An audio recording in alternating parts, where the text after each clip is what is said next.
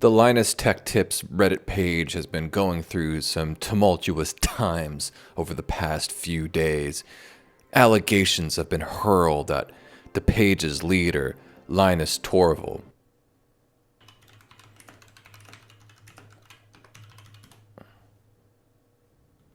Linus Sebastian.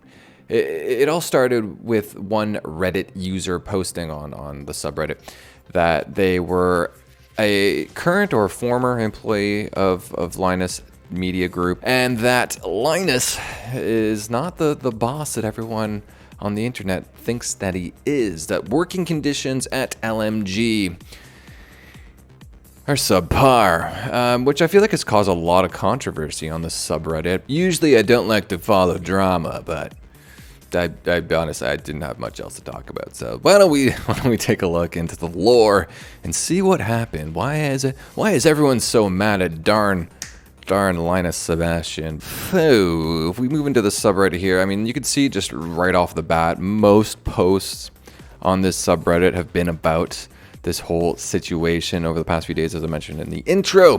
You can see I sorted by top post from the week. So you can see the very most popular post is discussing wages. Is it workers' right? Do better, LMG. And you can see a photo here of from the WAN show. And as you can see, most of the posts in this subreddit are all somewhat related to this whole workers' rights issue that has been going on, stemming from this post here. There's some that are making fun of it, like this one that's kind of parodying the one that we're going to read in a minute. I used to work for LMG, and Linus is a true monster. There's some, people are memeing it as well. Linus creating a community of tech enthusiasts, the community criticizing every move he makes. LTT devolving into a show. Linus is in trouble with fans again. LMG policies under scrutiny. Dan, who's a producer on the WAN show, who answered a single question during the WAN show. Reddit, an ordinary workplace, but not a Wonka-like tech fantasy dreamland. Is this workers' abuse? And you get the point. There's just so much of it over. But that's not the post that everyone was kind of flipping out about. The post is this one right here. The surprisingly second most post on this subreddit. So you can see the title. LTT isn't a great employer.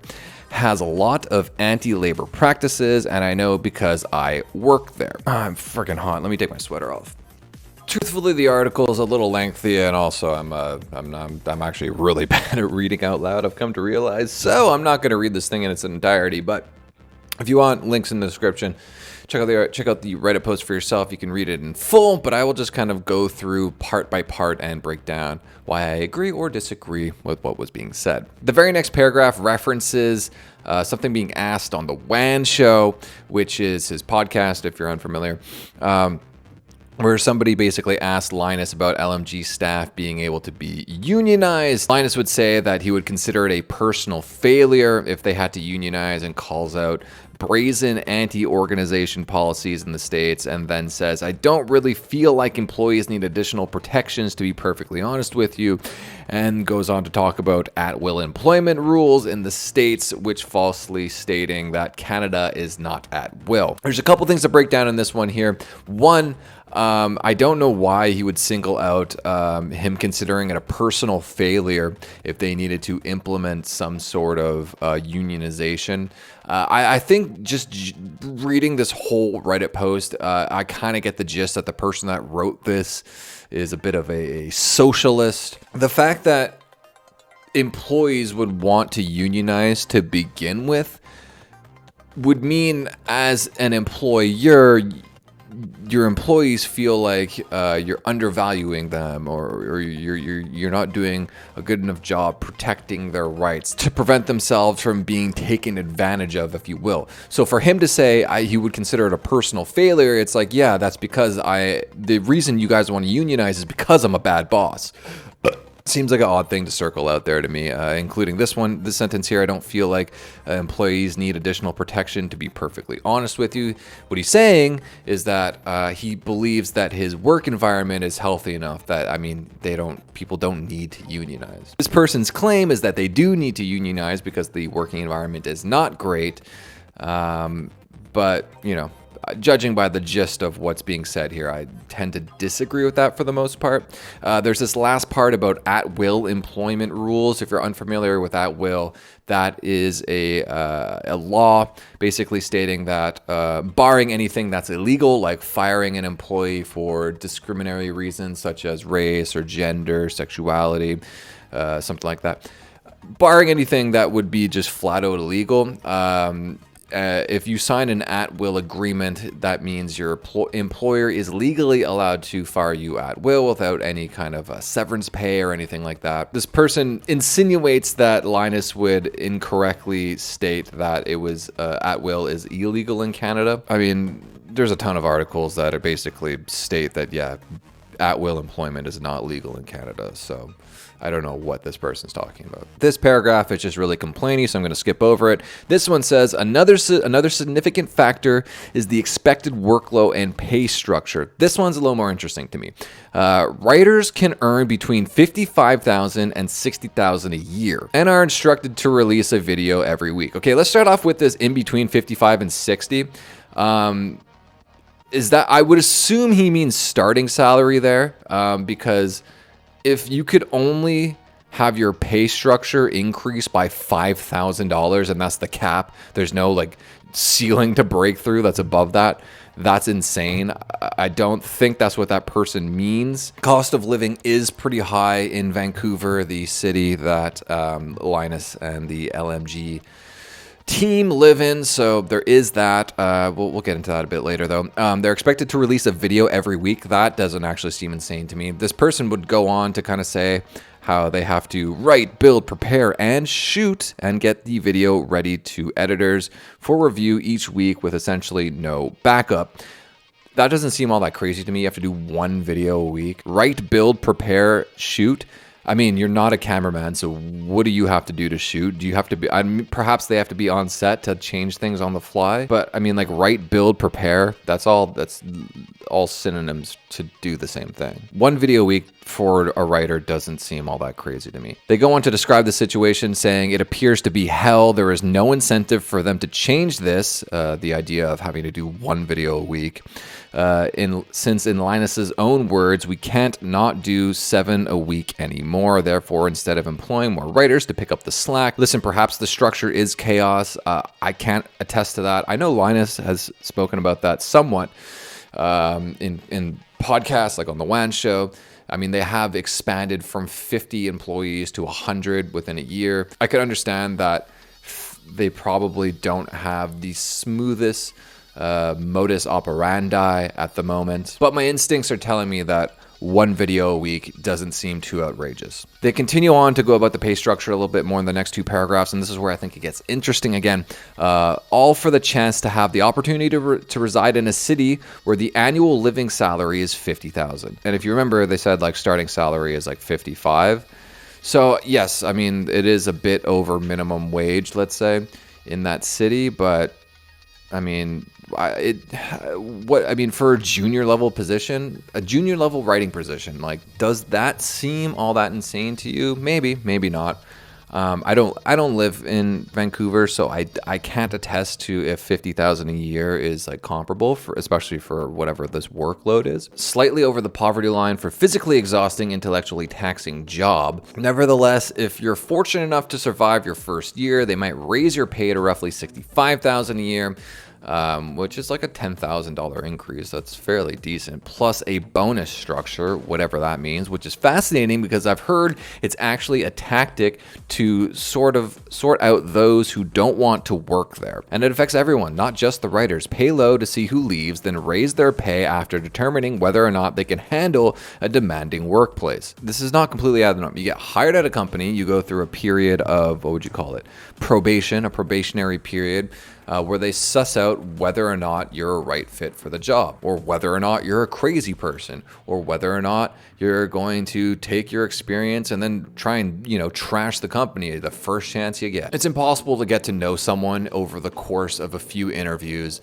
You have to get to work with them and get to know them as human beings maybe over the course of the year. This is not like a crazy thing that LMG would be doing if this were true. Then there's this one, which This one might be a little controversial, but this one's about remote work. Oh, and remote work, they say. Forget it. LMG hates work from home, and that's because Linus hates work from home. It is initially introduced for COVID, but has since been reduced to a maximum of 2 days per week. They have repeatedly stated that this is a hard cap, and there are rumors that they intend to eliminate it entirely by the end of the year. And for those who can work entirely remotely, such as editors, buyers, designers, and LTTs.com store support employees, it makes no sense. However, Linus doesn't give a damn because he hasn't worked a real job in more than a decade. As someone that actually works a day job, I don't think work from home is generally a good idea. Yes, companies started doing it because they had to have their companies continue to run during lockdowns. I think overall, though, in my opinion, work from home is not beneficial. I think superficially,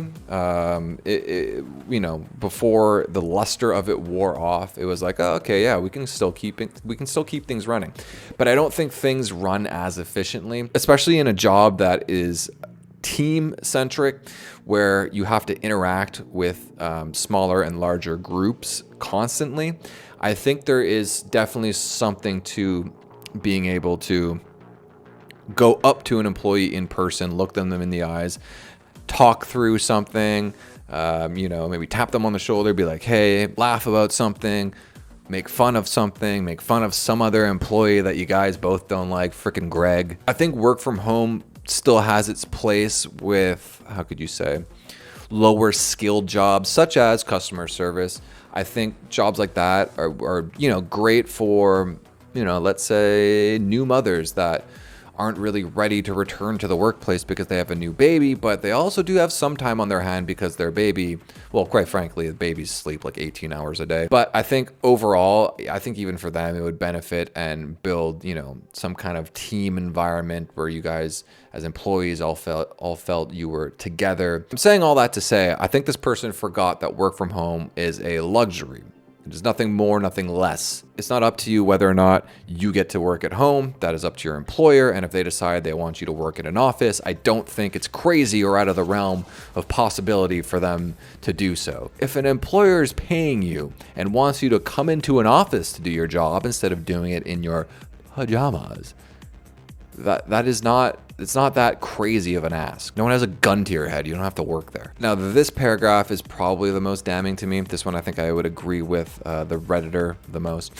Keeping track of hours is also bad. Everyone is paid hourly, including those who are compensated as salaried, because timekeeping is required even for managers. However, there is no clock in, clock out system involved. Instead, you simply enter your job hours in a Google spreadsheet. Go on to say, due to management's strong disapproval of paying overtime, essentially, if you put in 5 minutes here, 10 minutes there, at the end of the day to finish up a video or clean up your desk or whatever, you're not going to get paid for it.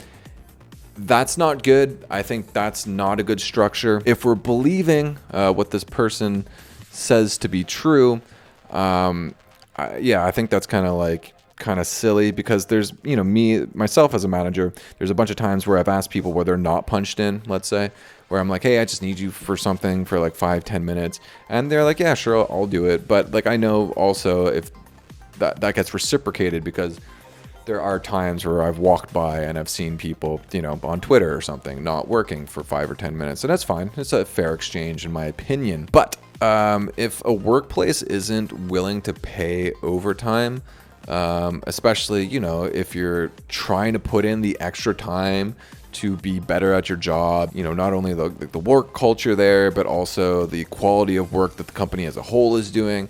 I think those things should be rewarded. But again, that is also under the assumption that what this person's saying is true. On the flip side of that, there also is a possibility where this person was abusing overtime, and then they were just told specifically, hey, No, you're not allowed doing overtime anymore. They go on to say there's always a lot of resentment about the way things are done. There's a lot of whispering behind management's back, but speaking up about it to anyone in management is heavily frowned upon because of explicit anti-union and anti-employee attitudes. I think it's healthy to have employees whisper and talk shit about the job behind the backs of management and upper management. I mean, it's just what people do. And if anyone's ever been in a position of power, like a manager or something like that, you'll come to realize that sometimes you have to just be the bad guy. It's just the way things are. And it's completely unavoidable. Sometimes it's to put people in their place and show them who's in charge. Sometimes you have to do it because upper management is telling you to do it, and you have to be the bad guy, and that's just the job. Work isn't a utopia. There's going to be disagreements. So yeah, I mean, honestly, I think it's kind of healthy for employees to be able to get together and talk crap about their bosses. I mean, they do say that they don't feel like they could go and have open dialogue with upper management because of explicit anti-union and anti-employee attitudes. That's concerning to me. It's like, yeah, my boss doesn't agree that our workplace should be fucking communism. So, you know, I don't feel safe. This seems like a complainy pants. And then there's this last section about it being, you know, it's against the rules of the company to discuss wages with other employees. I honestly, I don't think that's necessarily a good idea. You know, I've done it before. I've only done it with people I'm close with in a company, like super close with, where I know it wouldn't be an issue between the two of us. But I think for the most part, unless if like you really know the person, is probably not a good idea, because the hard truth is that not everyone is equal and not everyone gets paid equally. I mean, pay scales aren't even 100% based on skill level either. You know, if you don't know how to ask for a raise, you're just not going to get one. If you don't know how to, you know, get people to like you, if you're just kind of a dick, I mean, it's going to be a harder time getting a raise from, if you're just mean to the person that gives you raises, they're probably not going to give you a raise, even if you're a good employee. Or they might give you less of a raise than you really deserve. Unless if you're so good at your job that they kind of just have to because they don't want to lose you. So that's the chaos on LTT. Let me know how you think. Bye.